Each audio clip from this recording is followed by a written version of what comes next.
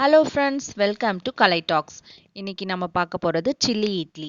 காலையில் செஞ்ச இட்லி மீந்து போச்சுன்னா ஈவினிங்கோ நைட்டோ இதை செஞ்சு கொடுத்தீங்கன்னா பசங்க சூப்பராக சாப்பிடுவாங்க. அதுக்கு தேவையான பொருட்கள் 3 இட்லி எடுத்திருக்கேன். நல்லா சின்ன சின்ன பீஸாக கட் பண்ணி வச்சுருக்கேன். வெங்காயம் 1 எடுத்துக்கணும், தக்காளி 1, குடைமிளகாய் ஒரு அரை எடுத்துக்கலாம், ஆஃப் எடுத்துக்கலாம். இஞ்சியும் பூண்டும் இந்த மாதிரி குட்டி குட்டியாக கட் பண்ணி வச்சுக்கணும். கொத்தமல்லி கொஞ்சம் எடுத்துக்கணும்.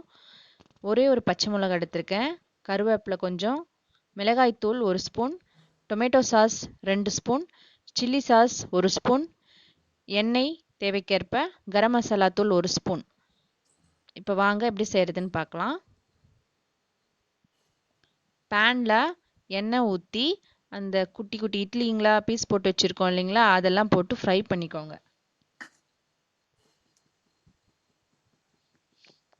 எண்ணெய் நல்லா காஞ்ச பிறகு ஒன்று ஒன்றா போடுங்க. ஒரேடியாக போட்டிங்கன்னா எல்லாம் ஒட்டிக்கும். ஸோ இந்த மாதிரி தனித்தனியாக போட்டு நல்லா ஃப்ரை பண்ணணும். அது கோல்டன் ப்ரௌன் 2 சைடும் வர மாதிரி நல்லா திருப்பி போட்டு ஃப்ரை பண்ணணும்.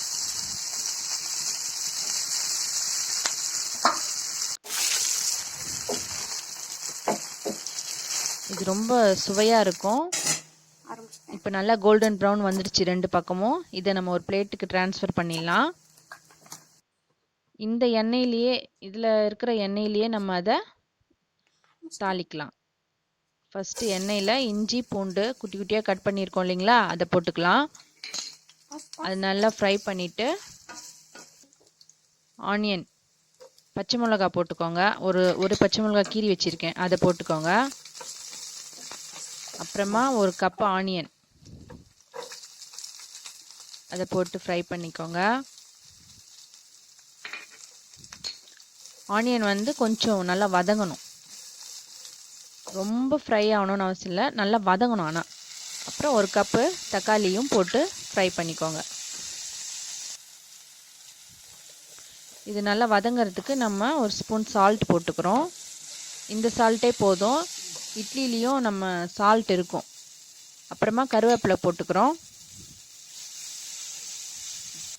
நல்லா ஃப்ரை பண்ணிவிட்டு இப்போ கேப்சிகமாக போட்டுக்கலாம். அதையும் சேர்த்து நல்லா ஃப்ரை பண்ணுங்கள். அதுக்கப்புறமா நம்ம ஃப்ரை பண்ணி வச்ச இட்லி பீசஸை அதில் போட்டுக்கலாம். நல்லா மிக்ஸ் பண்ணி ஃப்ரை பண்ணுங்கள். இது கூட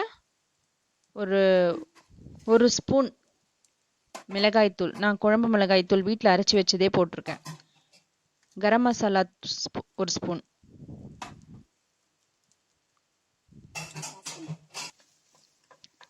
மிக்ஸ் பண்ணிக்கோங்க. இப்போ சில்லி சாஸ் 1 ஸ்பூன் போதும்.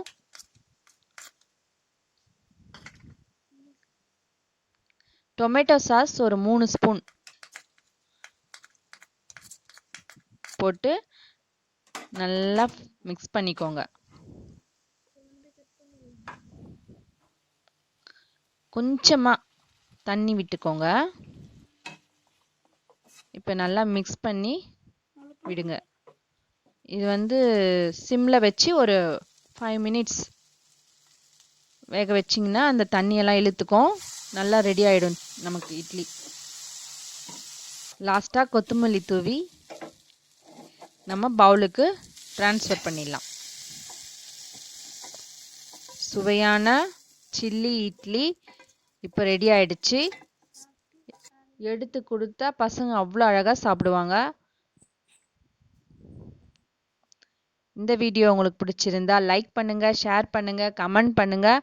மறக்காமல் சப்ஸ்கிரைப் பண்ணுங்கள். பக்கத்தில் இருக்க பெல் ஐக்கானை கிளிக் பண்ணுங்கள். Thank you friends.